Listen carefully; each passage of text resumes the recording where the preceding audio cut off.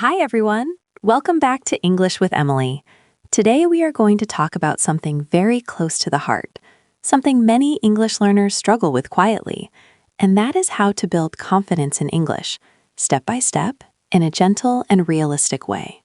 Hi, Emily. Hi, everyone listening. I'm really glad to be here today. But I also feel a little nervous because this topic feels very personal to me, and I know many people might feel the same way I do. That's completely okay, Josh, and I think it's very brave of you to say that openly.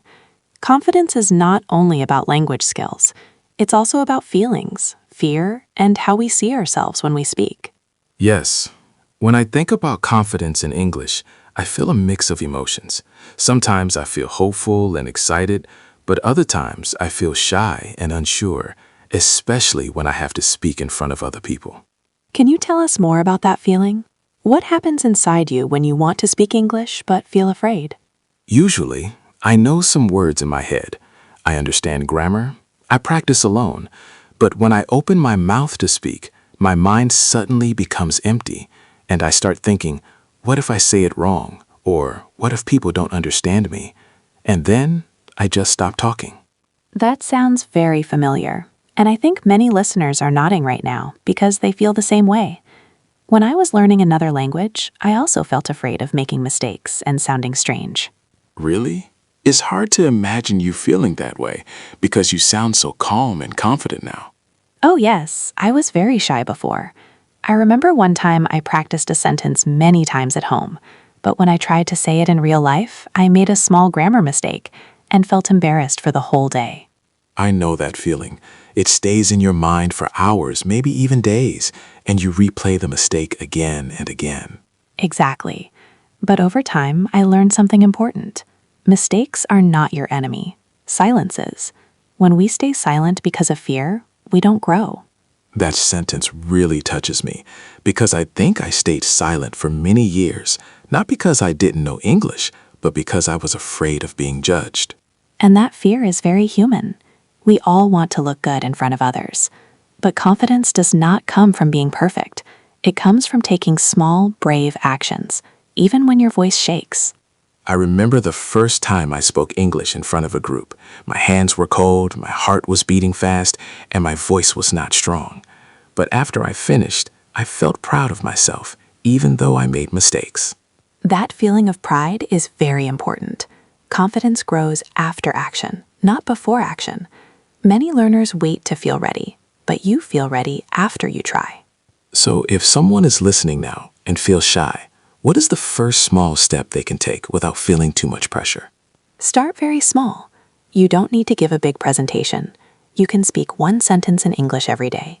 You can record your voice for 1 minute and listen to it. Or you can talk to yourself in the mirror about your day. I actually talk to myself sometimes when I'm alone. I describe simple things like, I am washing the dishes, or today I feel tired but motivated. It feels strange at first, but it helps me feel more comfortable.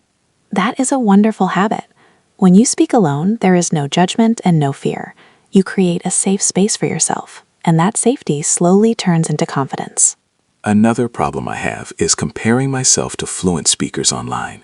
I watch videos and think, they speak so smoothly, I will never sound like that. Then I feel discouraged. Comparison can be very painful, but remember, you are seeing their result, not their journey. You don't see their mistakes, their fear, or the years of practice behind that smooth speaking. That's true. When I think about my own progress, I realize that last year I was afraid to even order food in English. Now I can have longer conversations. It's not perfect, but it's real progress. And that progress deserves celebration. Confidence grows when you notice improvement. After you speak, instead of asking, "What did I do wrong?" try asking, "What did I do well today?" I usually focus only on my mistakes. Maybe that's why my confidence grows very slowly. Your brain becomes stronger in the direction you focus on. If you repeat negative thoughts, fear becomes stronger. If you repeat positive thoughts, confidence becomes stronger. So building confidence is not only about vocabulary and grammar, it's also about training your mind to be kinder to yourself. Yes, absolutely. Language learning is emotional. You need patience, self-compassion, and courage. And courage does not mean you are not afraid. It means you speak even when you are afraid. Sometimes I also worry about my accent. I think people will judge me because I don't sound like a native speaker. Your accent is part of your story. It shows that you speak more than one language, and that is something powerful. Clear communication is more important than sounding perfect. Hearing that makes me feel lighter, like I don't need to hide anymore. You don't need to hide. Your voice matters. And every time you speak, even with small mistakes, you are building your confidence muscle, little by little. I love that idea. Confidence as a muscle. If I practice every day, even a little, it will grow stronger over time. Exactly. Small daily practice is more powerful than one big effort. One sentence today, one short conversation tomorrow, step by step. If you are listening right now and you feel shy or afraid, I want you to know that I understand you. I am still improving too. I still make mistakes, but I don't stop anymore. And that is the most important message. Don't stop. Speak even if your voice shakes. Try even if you feel nervous. Every small, brave action is building the confident version of you. One day, you will look back and realize how far you have come, and you will feel proud of yourself for not giving up. So take a deep breath, be patient with your journey, and remember that your English does not need to be perfect.